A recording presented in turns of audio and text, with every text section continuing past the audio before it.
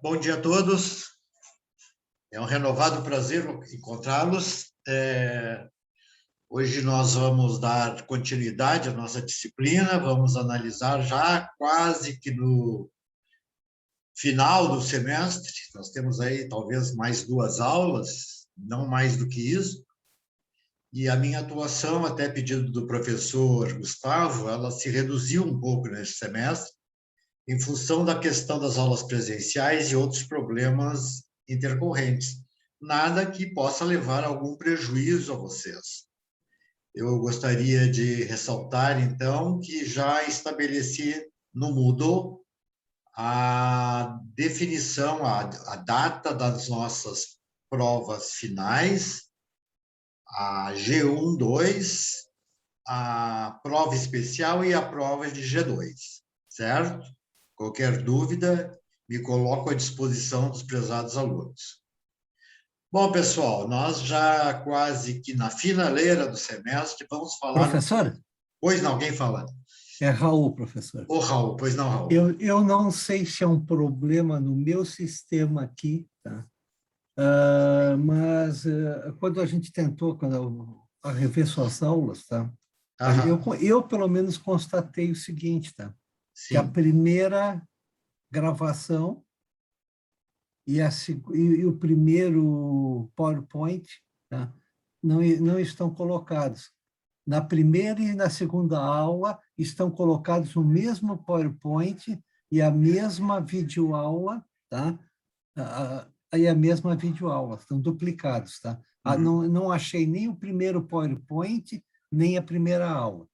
E se o senhor entrar na terceira, que foi a última aula, sim, ela consta como inexistente a gravação.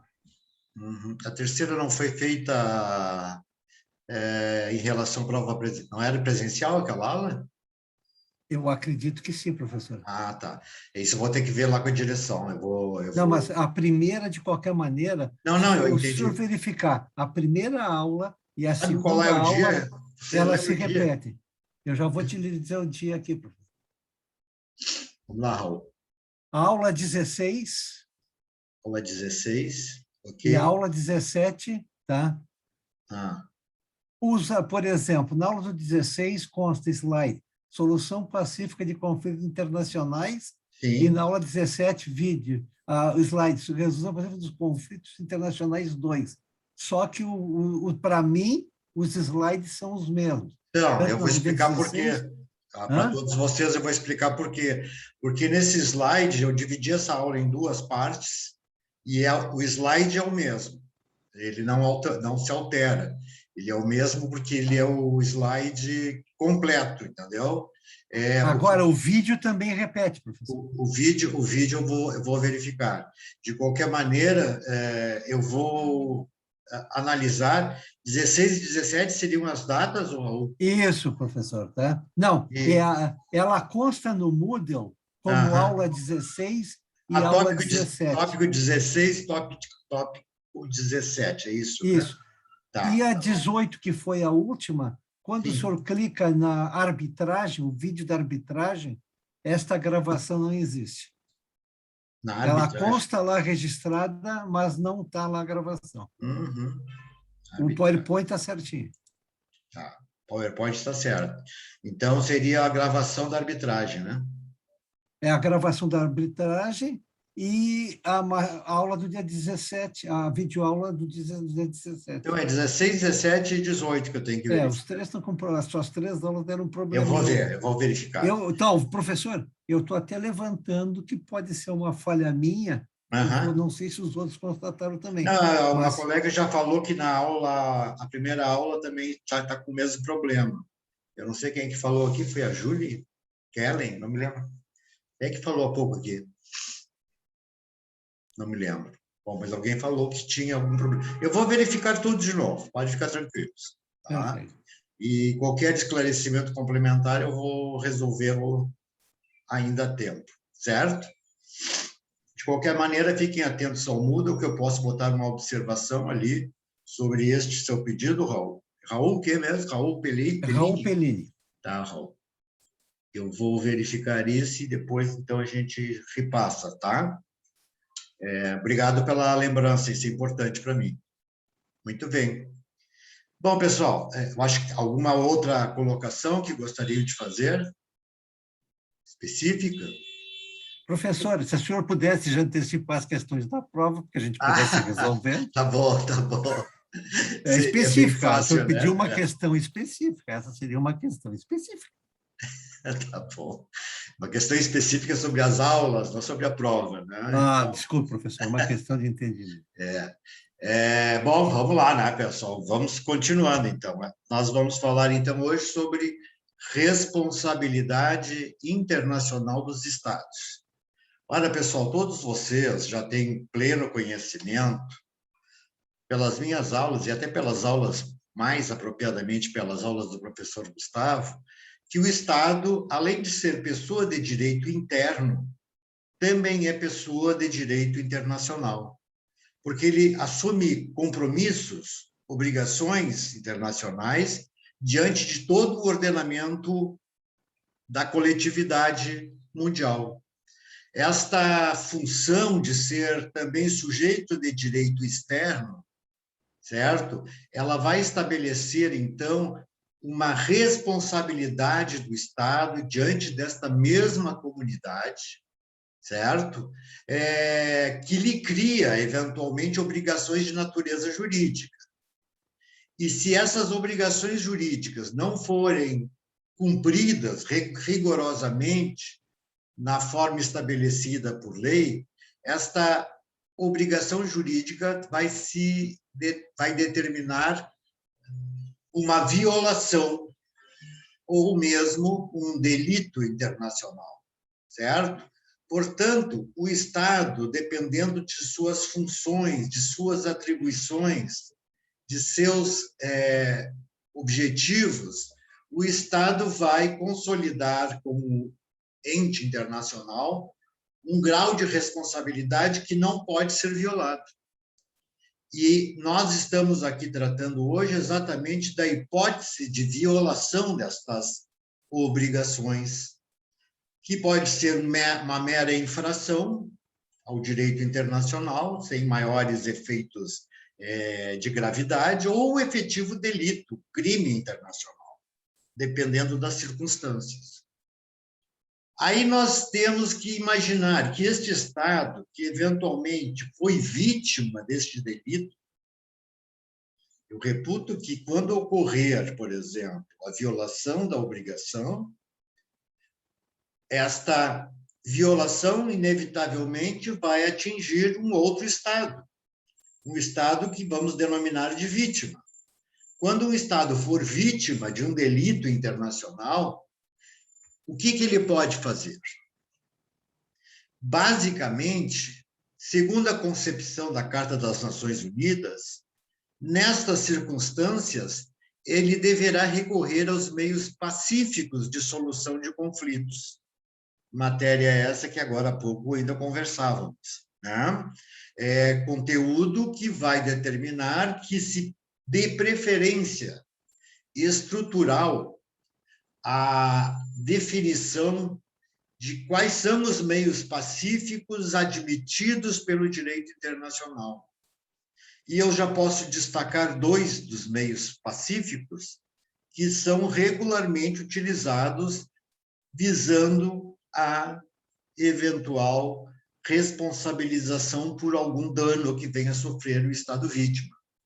Assim, estes meios pacíficos representam aqueles meios chamados diplomáticos, que é o método mais civilizado, compreendido dentro do sistema internacional, e os meios chamados judiciais, que são uma solução judiciária da Corte Internacional de Justiça ou, também na mesma concepção, a arbitragem, certo?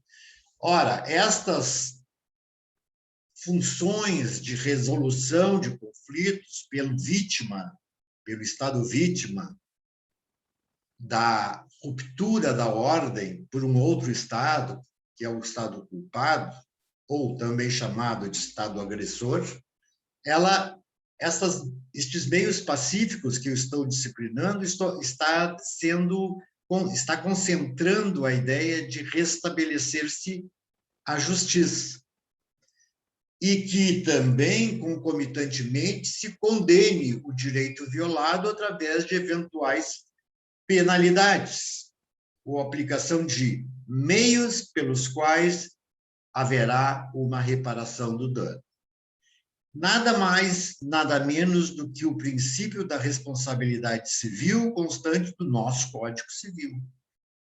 Na mesma modalidade, nós, então, vamos concentrar a ideia de que se o Estado agiu contra o direito internacional, infringindo suas obrigações primordiais diante de outros Estados, o Estado que for vitimado poderá tomar medidas imediatas, sendo que estas mais indicadas são aquelas duas primeiras, os meios diplomáticos e os meios judiciais.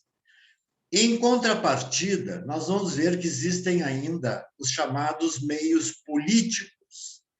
E dentro dos meios políticos, nós vamos ver as manifestações da própria ONU através de suas recomendações, através de suas resoluções, através de suas instruções e até mesmo através de suas decisões, para que o Estado seja devidamente, o Estado vítima seja devidamente reparado.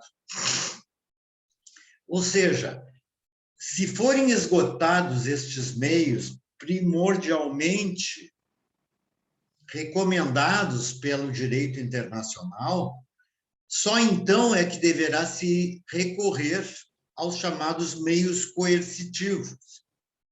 Meios coercitivos estes que vão se concentrar nas represálias e nas medidas de força concentradas a título de embargo econômico, ruptura de relações diplomáticas, embargo ou arresto internacional, bloqueio pacífico, dentre outros métodos. Ora, quando se recorre a uma fórmula mais gravosa de solução de conflitos, ainda assim consideradas pacíficas, que são as represálias e estas outras medidas de natureza coercitiva, nós estamos tentando ainda, embora um exercício de uma pressão por parte de um Estado vítima, certo? Evitar a força armada, evitar a guerra. Em que pese, teoricamente, a guerra seja também considerada um meio de solução de conflitos internacionais. Obviamente que não pacíficos, né? Então, estas tentativas de forçar a responsabilidade dos Estados vão compelir o Estado que infracionou o direito internacional ao cumprimento de suas obrigações internacionais. Vejam que, quando o Estado responde a uma agressão prévia, o Estado vítima, ele, na verdade, está se defendendo, ele não está atacando. Isso nós vamos considerar, então, como uma espécie de ato de legítima defesa. Ou seja, um ato pelo qual ele vai responder diante da prática de um delito que lhe atingiu. Vejam a importância deste instituto. Nós temos que obrigar ao cumprimento das obrigações internacionais e, evidentemente, numa segunda modalidade, impor uma penalidade pela prática de atos faltosos. Entendido, pessoal? Qualquer dúvida, por favor. Bom, vamos um pouquinho mais adiante, porque eu quero concentrar a ideia também em duas teorias que se debatem acerca da responsabilidade do Estado. A primeira teoria, e estas teorias são criadas pelos doutrinadores, pelos jurisconsultos e toda a esfera de conhecimento que detém o homem diante do direito, elas são criadas, essas teorias, para concentrar a base fundamental pela qual o Estado pretende, né, obter a responsabilidade internacional. A primeira modalidade de responsabilidade é a chamada responsabilidade objetiva, também denominada teoria do risco. Vejam bem, a teoria do risco ou responsabilidade objetiva faz com que o Estado que viole uma norma internacional, certo, seja responsabilizado pela só consequência do ato delituoso praticado. Eu estou dizendo, o fato do Estado ser Estado e o resultado ter ocorrido violando a ordem internacional, certo? Não vai depender da culpa do Estado. O fato de ser Estado já determina que o Estado será culpado, entre aspas, ainda que que não tenha agido com culpa. A teoria objetiva, então, concentra a ideia de que sempre que ocorrer uma violação por um Estado contra outro, independentemente da atitude tomada pelo Estado infrator também entre aspas, este fato vai determinar a inserção, vejam bem, de uma regra de aplicação efetiva da responsabilidade internacional, ainda que, repito, sem culpa do Estado. Certo? Se nós pensarmos sobre a tônica da responsabilidade objetiva, da teoria do risco, nós vamos nos concentrar na ideia de que, em quaisquer circunstância, havendo dano a outro Estado, independentemente da atitude tomada pelo Estado infrator, o Estado a si mesmo será responsável. O risco que assume por ser Estado. Se, por exemplo, daqui uma semana, numa autoestrada, ocorrer um evento de natureza imprevisível, como, por exemplo, um temporal, fator que vai determinar a separação da estrada pelo represamento de um determinado rio, e isso vai determinar eventual morte de alguns motoristas que ali estavam, que, vejam, não foi um ato praticado pelo Estado diretamente, mas decorre da responsabilidade do Estado. E por isso é o Estado que vai ser responsabilizado pelo ato infrator. Assim como o Estado é responsável pela manutenção de presos na penitenciária e de garantir a segurança popular, este ato, determinando novos eventos criminosos por parte dos bandidos que se evadiram da prisão, vão determinar a responsabilidade do Estado, ao final. Assim sendo, a outra teoria que se estabelece na regra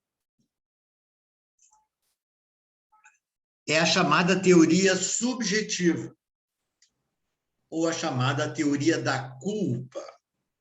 Pelo próprio nome, vocês já podem entender que esta teoria declara especificamente que o Estado, em princípio, será responsável pelo ato ilícito, mas isto só ocorrerá se ele violar efetivamente, diretamente, uma norma do direito internacional. porque o fez sem culpa, certo? Só se configurará, como dizem alguns autores, se for, pelo menos, um produto de negligência ou imprudência do Estado, certo?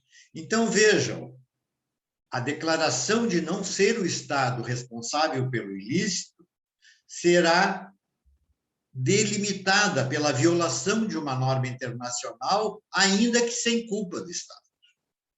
Em resumo, estas duas fórmulas de responsabilidades, uma objetiva, que o Estado, por ser Estado, responde, independentemente de culpa, e outra, a teoria da culpa, onde se declara que a responsabilidade do Estado só ocorrerá no caso de culpa, pela violação, são as duas grandes teorias que consolidam a prática de uma aplicação ou não de atos de responsabilidade internacional dos Estados. Ok? Muito bem. Como é que se classifica esta responsabilidade internacional? Estas responsabilidades podem ser uma responsabilidade principal ou pode ser uma responsabilidade subsidiária. A responsabilidade é principal quando envolve o governo do Estado por seus próprios atos e atos de seus agentes. Quais agentes? Os funcionários públicos, os agentes das empresas estatais e todas as pessoas que, em virtude de ordem do governo, exercem aquelas atividades. Portanto, a responsabilidade principal envolve exatamente toda a estrutura de administração do Estado. Não só por si próprio, como por seus agentes. Evidentemente que o Estado, sendo algo imaterial no sentido de que ele não tem vida própria, né? Quando isso ocorre, evidentemente que alguém ensejou a ocorrência do conflito. E, assim sendo, nós temos que buscar os sujeitos responsáveis. Se foi um agente público, se foi um servidor público, estes atos vão determinar a responsabilidade principal do Estado, por qualquer um dos seus poderes constituídos, o poder legislativo, o poder executivo ou o poder judiciário. Ok? No que tange à responsabilidade subsidiária, esta deriva de atos lesivos que foram praticados sem autorização governamental, mas que são realizados também por súditos do Estado.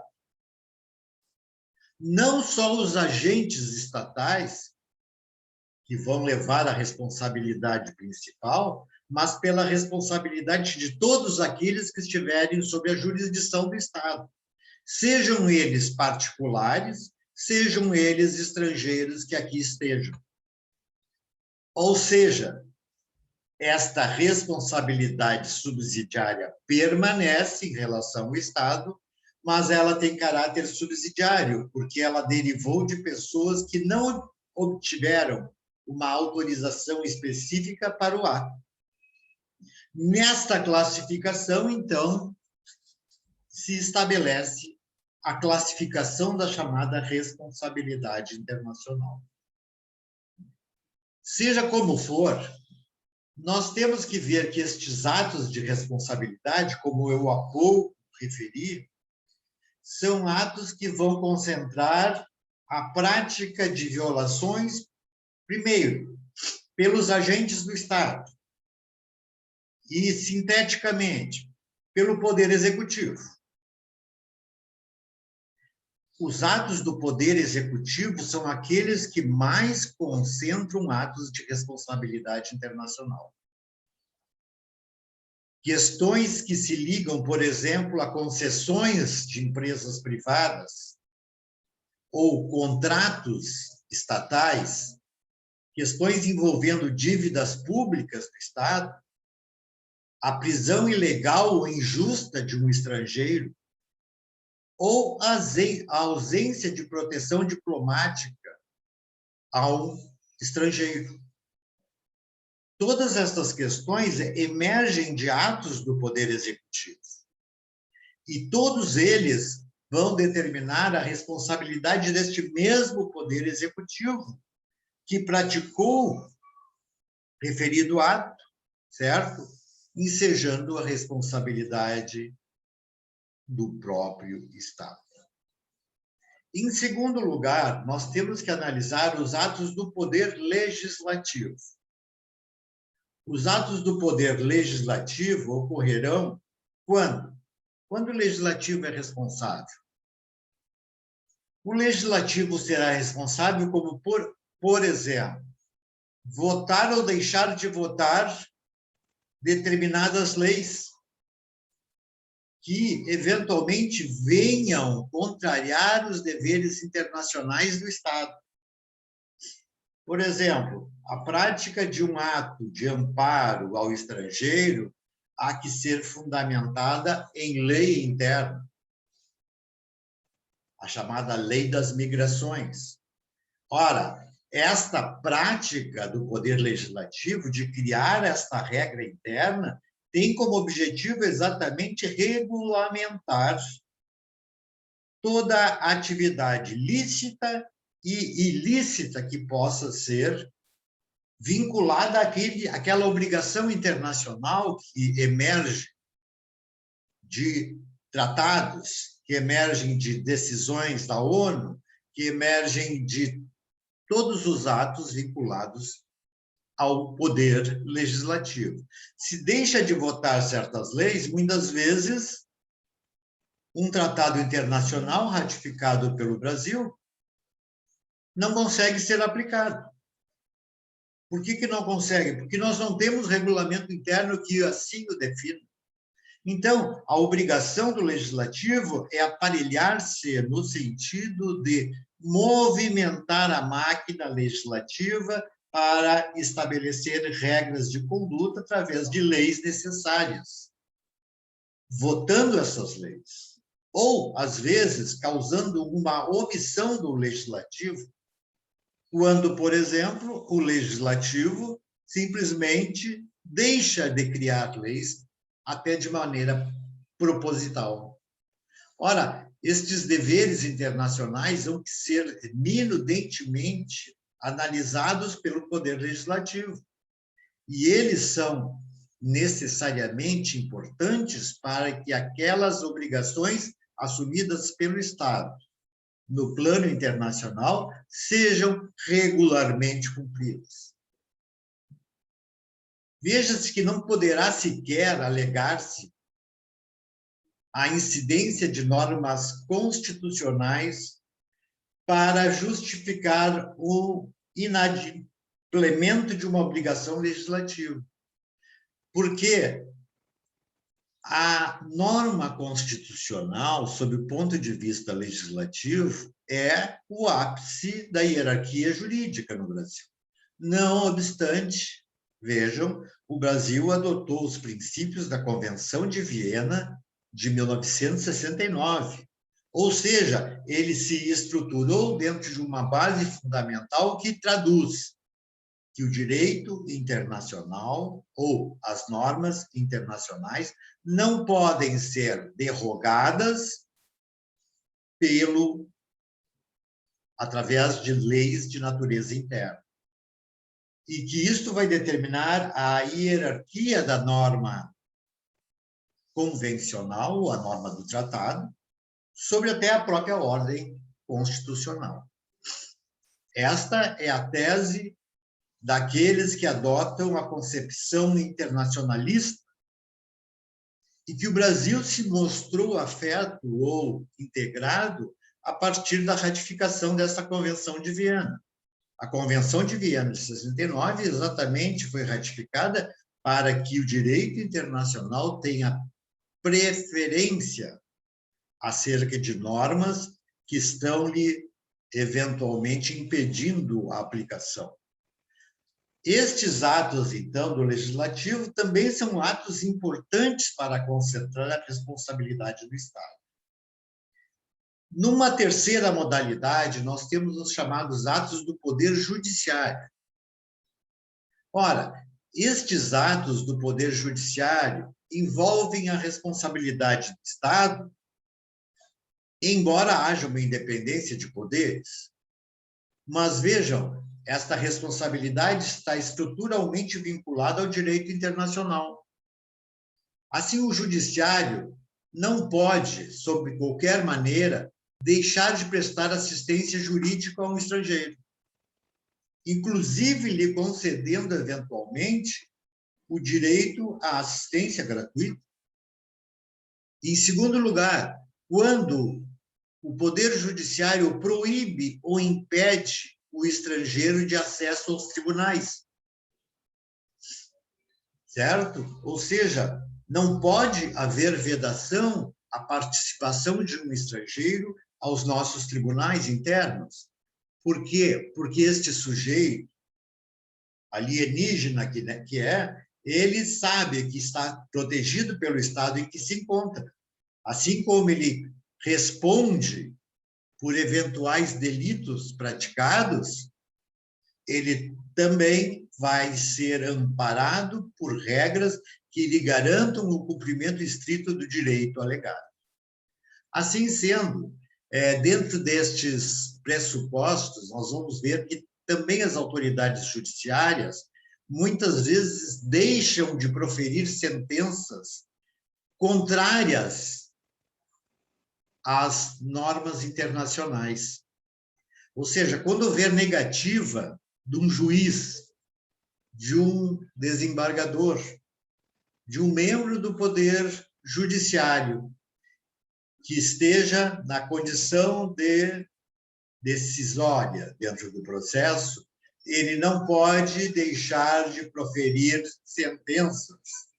E essas sentenças não podem determinar ou delimitar serem contrárias àquelas normas internacionais que o Estado se obrigou. E, finalmente, uma questão bem comum dentro do sistema internacional, que é a denegação de justiça ao estrangeiro. Impedir que o estrangeiro tenha acesso à justiça. Vejam que o ato destes sistemas de governo, todos eles conduzem à evidência da responsabilidade do Estado, porque todos esses sujeitos são detentores de autorizações para o exercício de atividades específicas, sejam elas legislativas, sejam elas executivas, sejam elas judiciais. Num último parâmetro, nós teríamos que pensar ainda nos atos de autoridades, atos de particulares, atos de pessoas que estão dentro do território nacional e que têm, evidentemente, a proteção do governo, a proteção do Estado. Estes atos de particular são os que realmente concedem um mínimo de direitos ao estrangeiro. E o Estado está obrigado a conceder esses direitos. O Estado não pode ser omisso, especialmente quando houver violação aos direitos humanos e às liberdades individuais. Então, esses atos de particulares, certo? Se negados pelo Estado, em favor de um estrangeiro, em favor dos chamados direitos humanos ou liberdades individuais, vão concentrar novamente atos de responsabilidade internacional.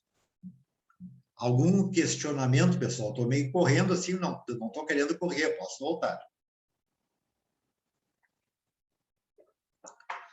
De qualquer sorte, pessoal, como se pleiteia uma reclamação internacional?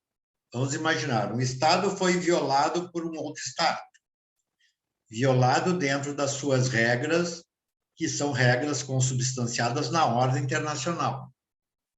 Então, uma reclamação internacional por danos causados a particulares, essencialmente, que eram estrangeiros, somente será admitida se as vítimas forem nacionais do Estado que reclama, ou estejam, no mínimo, sob sua proteção.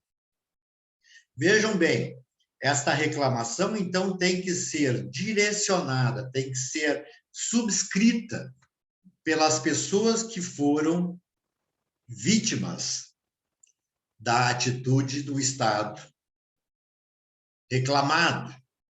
E essas pessoas vítimas, que são pessoas de um outro Estado reclamante, elas vão estar concentradas na possibilidade efetiva de que possam subscrever, então, este grau de proteção e este grau de nacionalidade.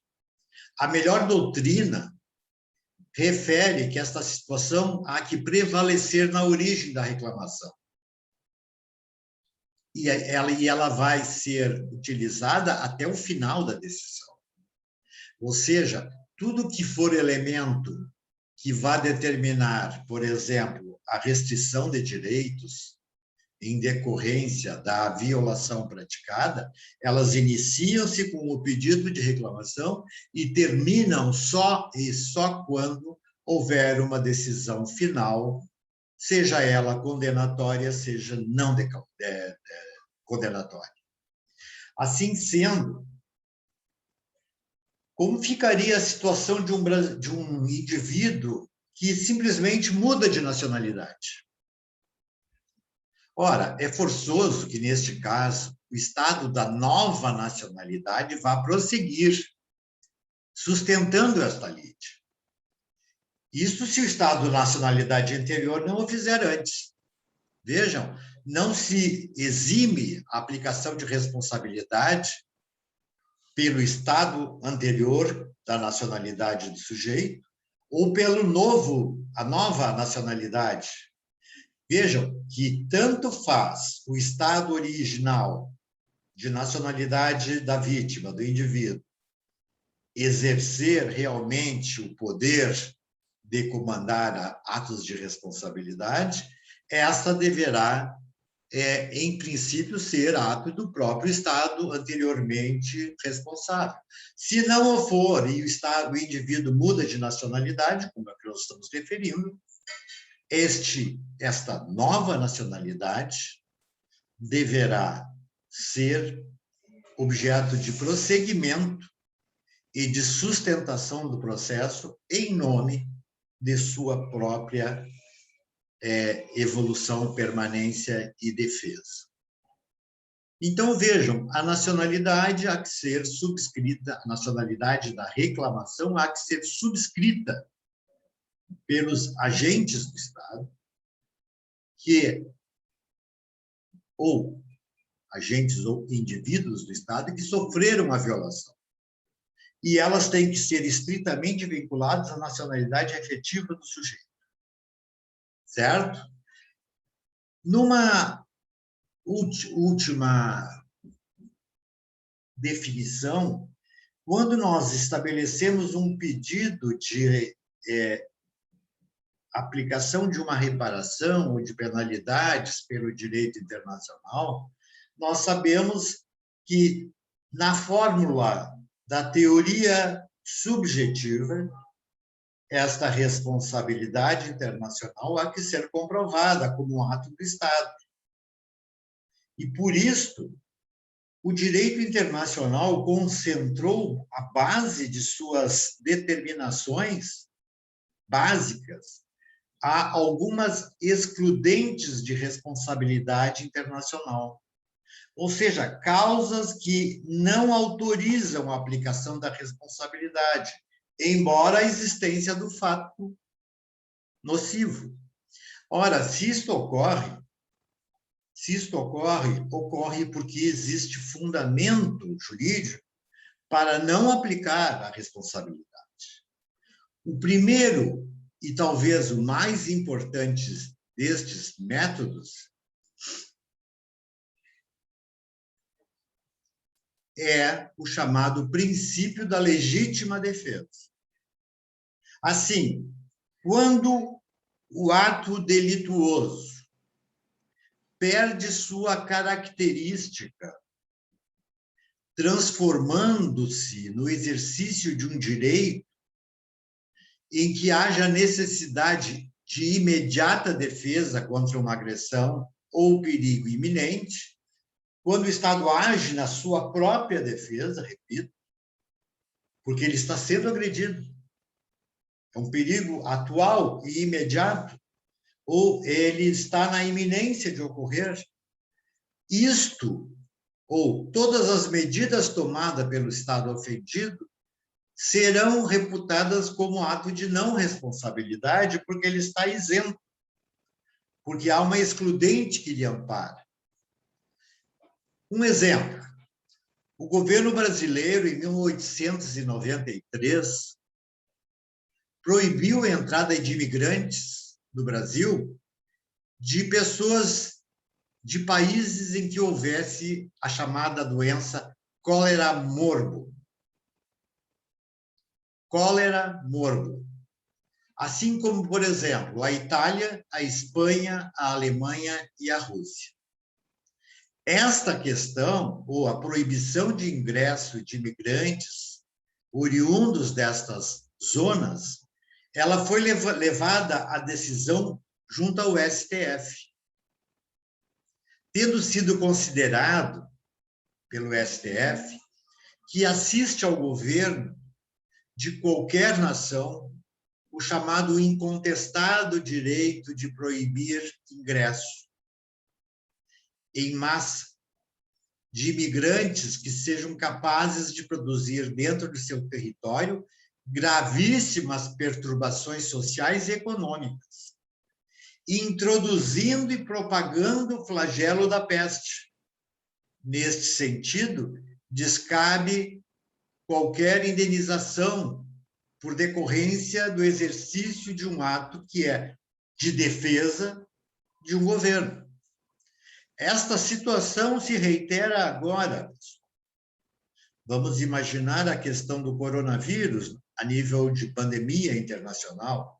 Quantos foram os estados que proibiram, por exemplo, o ingresso de brasileiros no território norte-americano, que proibiram a entrada de estrangeiros europeus, dependendo das circunstâncias, em território de outros estados? O objetivo de proibir o ingresso era evitar a ampliação do contágio, era evitar que, dentro da planificação estatal de manutenção e garantia da sanidade do povo de um determinado estado, isto tivesse que ser obrigatoriamente realizado. Nós não tínhamos como impedir isso. Isto foi realizado. Agora, esta semana, a gente está vendo que abriram-se as fronteiras do território norte-americano para brasileiros, mas elas estavam fechadas. E, evidentemente, com uma sobrecarga de imposições para eventual e emergente entrada naquele território. Esta situação, vocês vejam bem, ela se justifica por si só. Por que um Estado vai permitir que se amplie a doença, a intercorrência de um vírus dentro do seu território, se ele pode se amparar? É claro que isso é um estado excepcional, mas ele ocorre, de fato. A legítima defesa, aqui definida pelo Estado, que proíbe, não pode ser levada em consideração porque ele está se defendendo. E, de fato, de direito, ocorre uma ameaça grave, atual e iminente. Ou seja, essa legítima defesa, quando praticada, ela se declara impraticável de culpabilidade, porque a culpa é excluída em virtude de fato superior à ordem jurídica interna. Num segundo ensejo, nós vamos falar da chamada prescrição liberatória. Todos sabem o que é prescrição, não é isso? Em suma, é a perda do direito do Estado de exigir reparação de danos por decorrência da falta de uso do direito que lhe era pertinente durante um determinado espaço de tempo. Como se diz, prescreveu, não pode mais. A prescrição libera. Libera porque esta é a questão estabelecida por todos os diplomas internacionais, no sentido de que se evite concentrar-se a resolução de uma questão gravosa em determinado período de tempo. Porque nós não podemos criar uma circunstância de perenidade, eternidade para este ato. E, por isso, há um tempo de se estabelecer. E, se houve prescrição, o Estado não pode mais responder, porque lhe decorreu o prazo necessário para tanto. Um outro exemplo. O Instituto de Direito Internacional, em 1925, adotou normas sobre a matéria, sobre a prescrição liberatória. Pode repetir o significado de liberação do Estado? A liberação do Estado, Ana, na verdade, se dá a partir do ensejo de que ele deixou de postular a reclamação contra o ato violador, certo? E isto determinou a decorrência daquele prazo que a lei fixa para que a reclamação seja procedida. Se já está prescrito o respectivo direito, certo? Já está devidamente consolidada a impossibilidade formal de reclamar, evidentemente que o Estado que foi o responsável pela violação estará liberado da responsabilidade internacional. Então, repito de novo o exemplo. O Instituto de Direito Internacional, lá em 1925, adotou normas sobre a matéria prescricional. Ele estabelece que, na ausência de regras vinculadas a tratados internacionais, que os Estados que estão litigando são partes integrantes, nós sabemos que não há fórmulas prescritas em tratados internacionais determinando quais são esses limites da prescrição em direito internacional, como ocorre no direito civil. Lá no Código Civil temos os prazos prescricionais. No direito internacional, a não ser uma nova fórmula de tratado que vá confirmar a prática deste assunto, os limites da prescrição não expressos até então devem ficar ao arbítrio de um tribunal internacional. No momento em que ele tomar conhecimento da reclamação.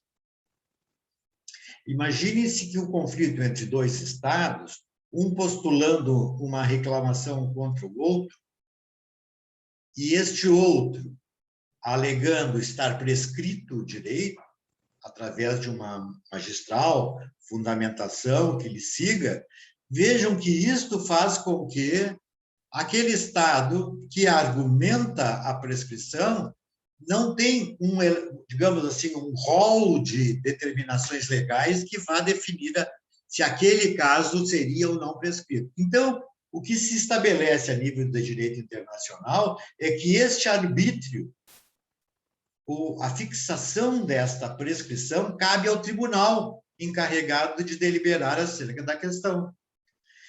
E o tribunal, através de seus juízes, por exemplo, a Corte Internacional de Justiça, estes tribunais vão sopesar a necessidade de qual o prazo seria viável à interposição daquela reclamação e qual o prazo que não se mostrava mais razoável continuar perseguindo a mesma ideia. Portanto, a definição de prescrição fica um pouco comprometida, porque vai depender de cada tribunal e de cada Câmara e de cada sessão de julgamento que vá definir de uma maneira discricionária este princípio. Vejam que, nesta hipótese, o tribunal levará em consideração que a prescrição ocorrerá segundo as circunstâncias de cada caso. como, por exemplo, a origem pública ou privada da reclamação, o caráter contratual ou delituoso da responsabilidade, entre outros fatos. Repito, este tema é controvertido, porque ele envolve a aplicação de normas de direito interno, exatamente na suplementação de uma defesa que o Brasil faça contra um outro Estado que o agrediu, certo? E que promoveu que está promovendo uma reclamação, o Brasil junto ao tribunal. Esta reclamação, evidentemente, não depende exclusivamente do direito internacional. Nós vamos nos valer das disposições constantes do nosso Código Civil para fundamentar essas decisões, certo? Portanto, a prescrição liberatória exclui a responsabilidade, mas ela tem que ser analisada sob um ponto de vista extremamente didático, extremamente técnico e, inclusive, vinculado aos sistemas de direito interno em vigor mundo afora. Ok? Adiante, pessoal. Qual é outro ato de exclusão das responsabilidades internacionais? É a chamada teoria da culpa. Nós já falamos há pouco. A teoria da culpa, como vimos, exclui a responsabilidade do Estado pelo ilícito que praticou quando o lesado procedeu de tal forma que ele, o lesado, ser considerado culpado pela prática destes atos e que provocaram danos que ele foi vítima. Veja, então nós temos que entender esta circunstância vinculada à teoria da culpa. Quando exclui a responsabilidade do Estado, ela vai analisar também se o próprio lesado não agiu com culpa, porque ele pode ter dado ensejo à prática do ato violador e que acabou lhe causando prejuízos. Um exemplo, o caso do barco canadense I'm Alone. Eu estou sozinho, I'm Alone, que se dedicava ao contrabando de bebidas alcoólicas. Este barco canadense foi posto a pique em 1935 pela Guarda Costeira norte-americana. Vejam, um barco que transportava e contrabandeava bebidas alcoólicas em plena lei seca dos Estados Unidos. Era um barco canadense que foi posto a pique, foi derrubado, foi implodido, seja o que for, lá em 1935, pela Guarda Costeira norte-americana, porque provavelmente este barco estava transitando por águas americanas. Ante as exigências de indenização praticadas pelo governo canadense, o Canadá pretendeu responsabilizar os Estados Unidos pelo ato, que foi um ato direto, né? Mas vejam, havendo indenização pleiteada pelo Canadá, a questão foi entregue a uma comissão de arbitragem, que era constituída de representantes dos dois estados interessados. E o que concluiu esta comissão? A comissão concluiu ser indevida qualquer indenização pela perda do barco e de seu carregamento, não obstante, foi determinada uma compensação pela perda da equipagem apenas. Ora, o que se analisou nessa circunstância? Se analisou que ele estava realmente praticando um ato ilícito.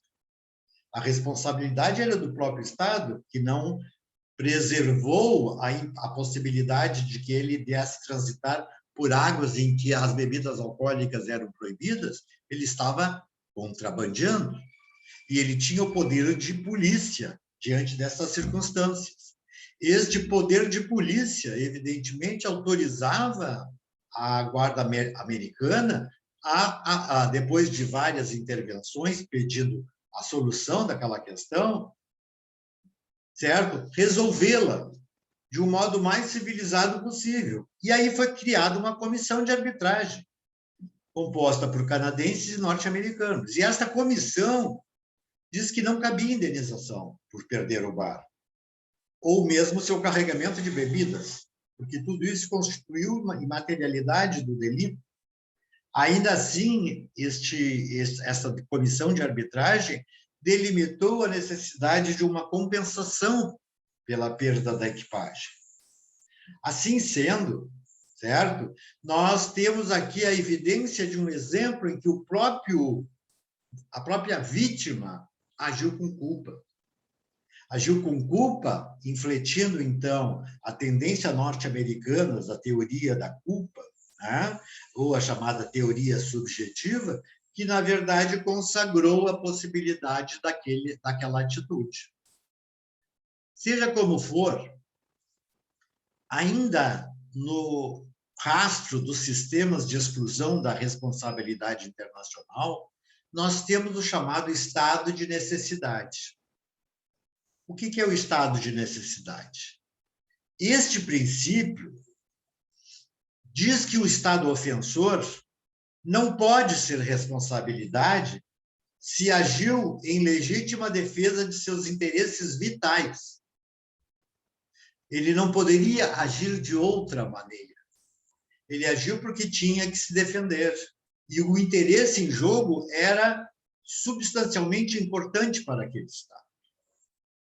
Um exemplo, novamente, que isto talvez esclareça mais o estado de necessidade. A Alemanha, em 1941, desprezando todos os tratados que assinara com as demais potências europeias, onde estados como a Bélgica e Luxemburgo eram neutros, ela simplesmente, a Alemanha, ocupou esses estados. Eles eram neutros no conflito, eles não poderiam ter sido atacados. Isso ocorreu pelas tropas alemãs na Bélgica e em Luxemburgo. Vejam, a Alemanha ocupou esses estados. E disse que ocupou invocando a necessidade imperiosa de caráter militar. Evidentemente que nós temos que nos concentrar no que seria essa chamada necessidade imperiosa. Em 1940, também assim agiu no que tange à Holanda, né?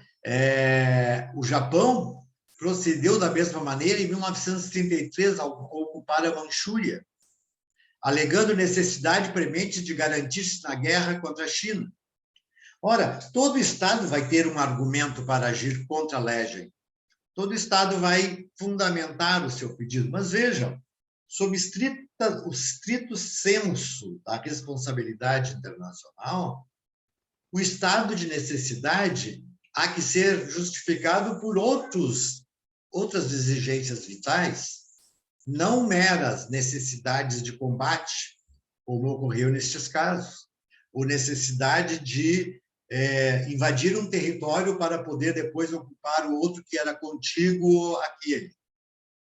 A melhor doutrina diz que esta excludente, estado de necessidade, não pode ser praticada, porque ela se trata de um elemento negativo de sustentação de um direito, e que não pode subsistir face a outro direito que se opõe.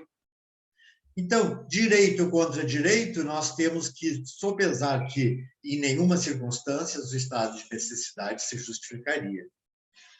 Estas circunstâncias não chegaram a ser levadas aos tribunais internacionais.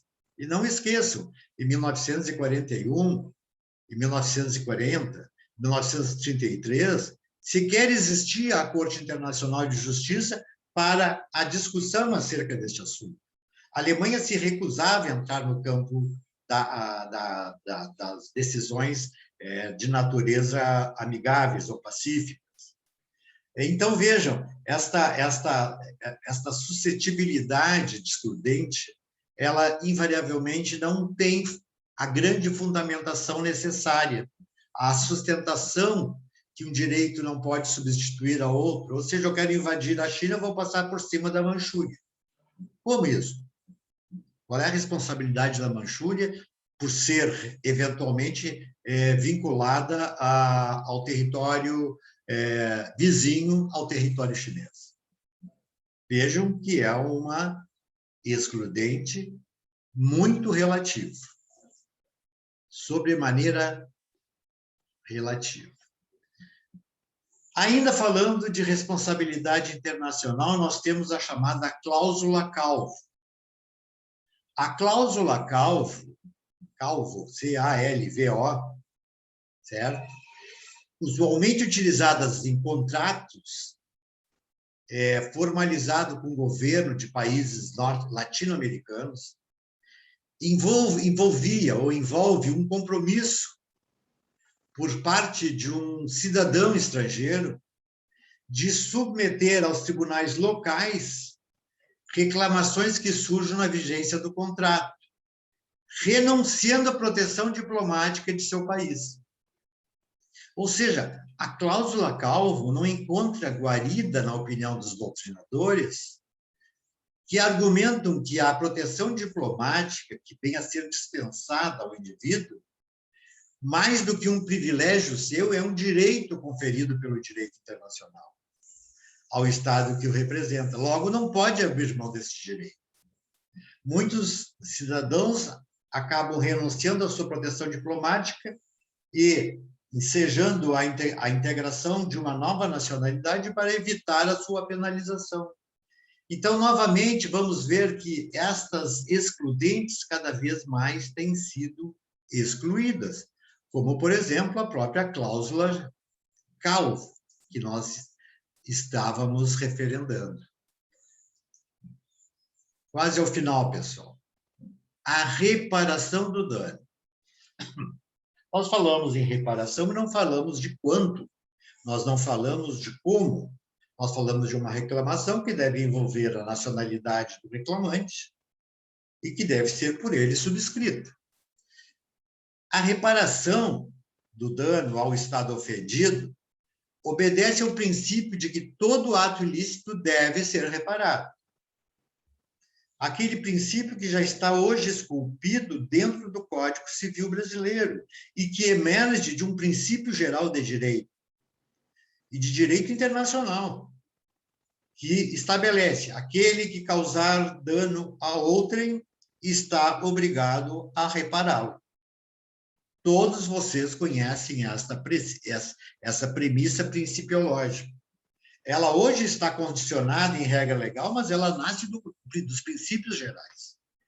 Ela é estruturante, na verdade, de todo o direito internacional, quando se fala em coerção sob medidas ilícitas praticadas. Então, esta responsabilidade pela reparação é no sentido de que todo ilícito há que ser reparado. O Estado, então, deve promover todos os meios para reparar o Estado que foi realmente prejudicado pela ofensa. Ou, pelo mínimo, o Estado agressor deve oferecer satisfações necessárias para que o lesado, para tudo aquilo que o lesado deixou de obter. Ou seja, durante um período de 2 anos, um país determinado sofreu um embargo econômico e, com isso, a sua produção interna, a sua economia, o seu povo sofreu todos os reveses destas circunstâncias. Eu relembro o caso de Cuba em relação ao embargo norte-americano, que, aliás, era injustificável, né? Com todo respeito. Mas vejam, ao pretender eventual reparação, o Estado, ao mínimo, quando ele, por exemplo, ao promover essa reclamação, entender que ela deva, pelo menos, oferecer condições para que o lesado seja reparado, naquilo que, durante esses 2 anos, deixou de obter. E isso quer dizer que a reparação não pode ser inferior aos danos causados.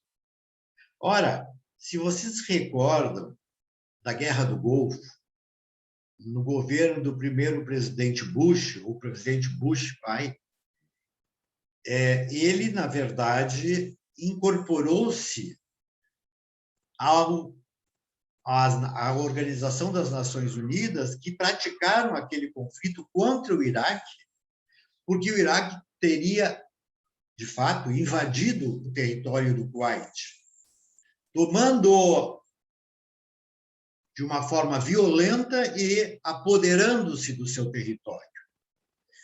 Então, quando houve a Primeira Guerra do Golfo, essa guerra foi justificada por uma infração violenta contra o direito internacional, o que viabilizou e determinou a participação da ONU no evento, com todas as suas tropas internacionais. O objetivo era rechaçar, fazer com que os iraquianos retornassem ao império da lei e da ordem. Assim sendo, nós nos lembramos que, a posteriori da conclusão deste conflito, alguns anos após, este conflito retoma a sua retratação, desculpem, retoma a sua consolidação. Ocorre novamente o mesmo conflito, dessa vez através do presidente Bush, filho. Porque, na verdade, abre parênteses, o presidente Bush, pai, queria tirar Saddam Hussein do poder. E, com a Primeira Guerra do Golfo, ele permanecia no poder, sendo, evidentemente, responsabilizado por todos os atos faltosos que praticou. Não obstante, o presidente Bush filho retoma esta guerra sob o ponto de vista de que havia uma intensa insatisfação local no Iraque e que haveria necessidade de resolver vários problemas, como, por exemplo, aquele problema relativo à determinação de incêndios em poços petrolíferos do Kuwait, que ficaram ardendo por vários anos, e que determinou a perda substancial de grande parte da economia daquele país, do Kuwait. Assim sendo, os danos foram imensos. Os danos não se restringiam a valores monetários. Quantos barris de petróleo foram perdidos? Ela também se vinculava a um ato de afronta à honra do Estado kuwaitiano, que, ao sofrer uma intervenção ilícita, teve perdidas todas as circunstâncias determinadas por acordos internacionais já consolidados com outros estados na exportação do petróleo. Ora, todo o dano material determinado pelo fato, ele há que ser indenizado. Indenizado na forma mais extensa possível.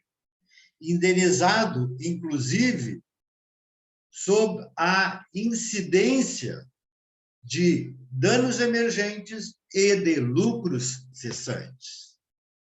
Os danos foram exatamente a obrigação do Iraque em resolver o problema daqueles incêndios, o que causou um custo imenso ao território do Iraque, porque tiveram que descobrir fórmulas para poder extinguir aqueles incêndios.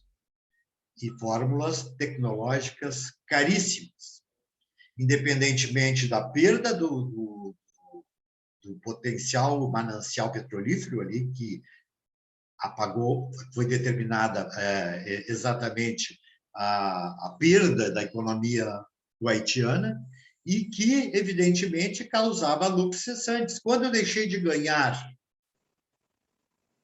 pela paralisação das minhas exportações? Vejam que essa reparação de danos foi, de fato, imposta ao Estado do Iraque.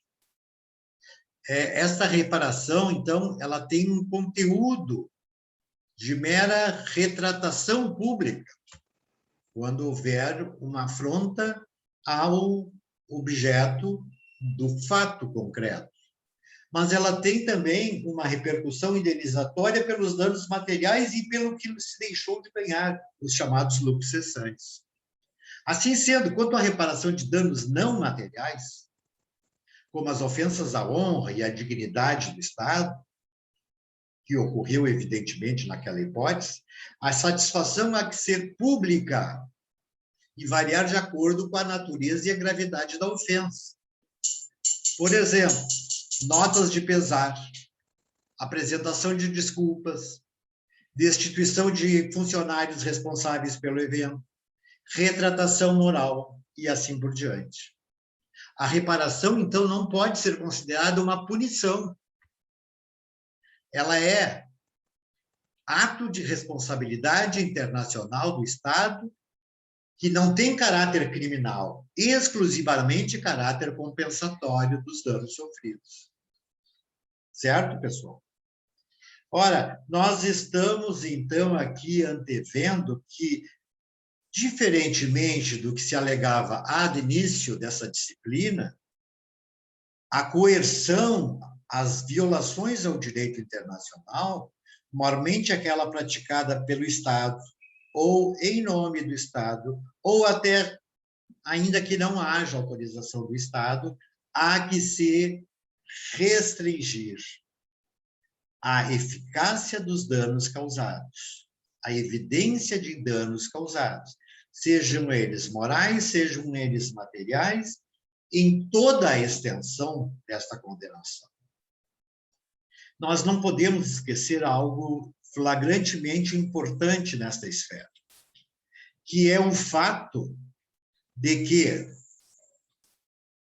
quem impõe as responsabilidades decorrentes de um estado de guerra, ainda nos nossos dias, é o Estado vencedor do conflito. É o Estado que vai, evidentemente, impor as reparações. E não o Estado, eventualmente, agressor, entre aspas. Porque muitas circunstâncias determinam que o Estado agressor também sofreu danos de características exponenciais que talvez, se houvesse uma revolução diferente ou uma involução no sistema e que o Iraque fosse o vencedor daquele conflito, nós teríamos quem estaria imputando a responsabilidade, sim, aí no caso, o próprio. Bom, pessoal, algum questionamento, alguma pergunta que gostariam de fazer? Alguma dúvida? Eu gostaria, então, de garantir ao Raul, né, e aos demais colegas aí, a revisão dos tópicos 16, 17 e 18, concordam? Fala, Manuela, desculpa, eu não cheguei a ler, Manuela. 16, 17 e 18. É isso? Só confirmando, pessoal. Isto foi formalizado pelo Raul. O Raul já saiu. Ok. Então, pessoal, nós temos lá no Moodle já as datas de prova, que eu acho que, se não, semana que vem, na outra, já estou entregando. E essas questões que estão em aberto aqui no Moodle, eu vou verificar essa semana, e se houver um problema, semana que vem, me recobrem de novo, por favor. Nós não podemos chegar na prova sem termos este conteúdo completo, certo? Seja como for, eu agradeço a vocês pela presença aqui direto pelo modo online, e me solicito a vocês que a gente consiga, então, retomar este contato na semana que vem, porque, de fato, as últimas questões a serem envolvidas em direito internacional estão ali iniciando. Ok, pessoal? Desejo a todos uma boa semana e que todos possam, evidentemente, analisar essas questões e, eventualmente, me questionar, seja no Moodle, seja no meu e-mail institucional e no que quiser. Obrigado. Boa noite. Boa tarde. Muito obrigado, Manuel. Obrigado, Kelly. Muito obrigado.